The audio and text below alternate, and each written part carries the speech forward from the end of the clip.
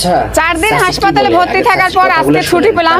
আর এই 4 দিন মনে হচ্ছে অন্ধকারে ছিলাম, এক বেডের উপরে শুয়েছিলাম।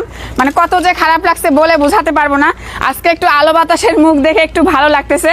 আর হাতে এখনো কিন্তু ক্যানোলা বাঁধাই আছে, এটা আরো 5 দিন থাকবে, যেহেতু এর ভিতরে ওষুধ পানি আরো স্যালাইন যাবে, সেজন্য এটা খুলতে মানা করছে।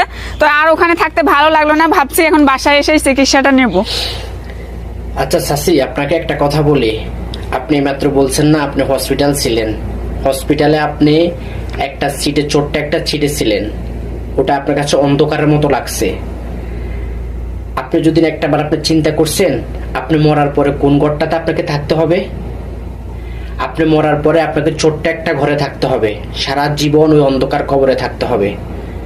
তাহলে আপনি যদি ওই জিনিসটা যদি চিন্তা করতেন, তাহলে আল্লাহ আপনাকে একটা সন্তান দিছে, আপনি প্রেগনেন্ট হয়েছেন।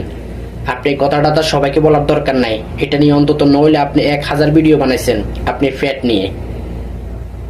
আল্লাহ আপনাকে একটা সন্তান দিছে, আল্লাহর কাছে সবসময় 5 ওয়াক্ত নামাজ পড়ে আল্লাহর কাছে দোয়া করবেন যে আল্লাহ আমার এই সন্তানকে তুমি সুস্থ শরীরে দুনিয়াতে আসার তৌফিক দিও, সাথে আমাকেও সুস্থ রাখিও।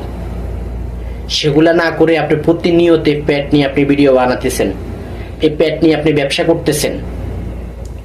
আল্লাহ আপনাদেরকে বুঝার তৌফিক দান করুক।